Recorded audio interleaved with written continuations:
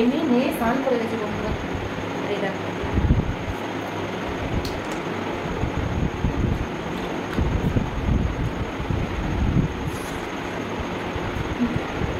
ডাল ভাত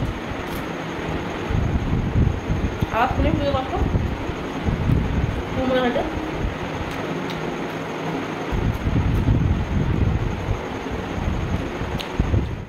তো মেয়ের হঠাৎ করেই খেতে ইচ্ছা হয়েছিল রথের দিন, সোজা রথের দিন আর কি, জিলেপি। তো কী করবো, রাত্রি 7:30 পৌনে 8টার সময় ঘরে থাকা ময়দা, তারপরে 1 চিমটে নুন, একেবারে 1 চামচ দিয়েছিলাম, 1 চামচ না 1/2 চামচ দিয়েছি খাবার সোডা, 2 চামচ দিয়েছি ঘি দিয়ে, আর তার সাথে দিয়েছি 3 চামচ টক দই দিয়ে খুব ভালো করে মাখিয়ে নিয়েছিলাম।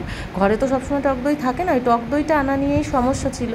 যাই হোক, একজন এনে দিয়েছিল, দিয়ে তারপরে ওই টক দইটা দিয়ে ভালো করে ওটাকে মেখে রাখলাম। আর মাখটা কীভাবে করলাম দেখবে, বুঝতে পারবে। আস্তে আস্তে করে একটু করে জল দিতে হবে, দিয়ে ব্যাটারটা আমি যেরকম করেছি আমি বলবো, করার পরই তোমাদের বলবো তার থেকে আরেকটু ঘন রাখতে। মানে ওটাও মনে হচ্ছে আরেকটু ঘন হলে ভালো হতো।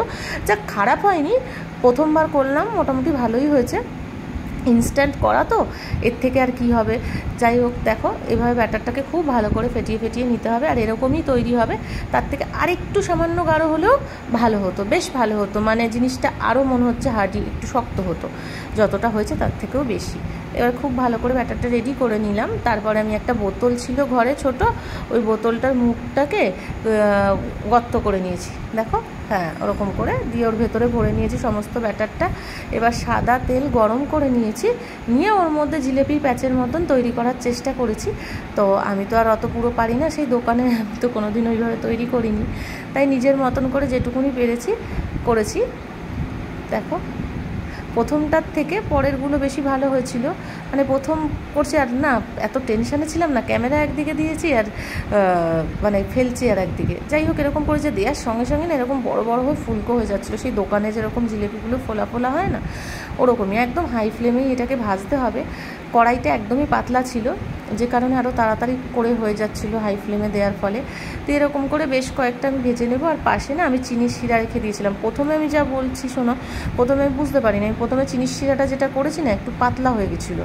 পরে আমি জিলেপিগুলো দেওয়ার পরে বুঝলাম যে এর থেকে ঘন চিনির শিরাটা আমার প্রয়োজন। তারপরে আমি আবারও চিনি দিয়ে ওটাকে বেশ ঘন করে একটা শিরা করেছিলাম। তোমরা ভিডিও দেখলেই বুঝতে পারবে, দেখতে থাকো।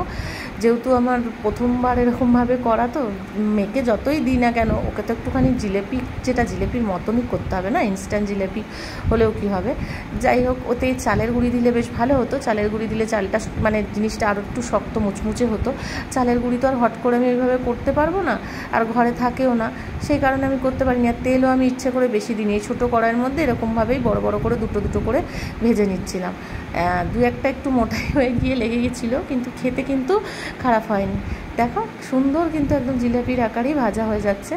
দেখেই বুঝতেই পারছো তোমরা, তোমাদের সামনেই পুরোটা করছি আমি, দেখতে পাচ্ছ। এইবার দেখো, এই যে রসে চুয়েছিলাম, এই যে রসটা আমি দিয়েছিলাম না, এই রসটা একটু তুলনামূলক পাতলা ছিল, সেই কারণে আমি আরও চিনি দিয়েছি। মানে বেশ মতন, আমি বলবো আমি যতটা করেছি তাতে প্রায় 500 চিনি দিয়ে যদি শিরাটা করতে পারতাম তাহলে ভালো হতো। পরে আমি সেটা অ্যাড করেছি, প্রথমে আমি ওই 300 মতন দিয়েছিলাম, তাতে হয়নি। এই দেখো একদম রস থেকে তুলে নিয়ে সাজিয়ে নিয়েছি। আর প্রথমে তো আমি একটা খেয়েই নিয়েছি, মানে ভাবছি কেমন হয়েছে দেখার জন্যে।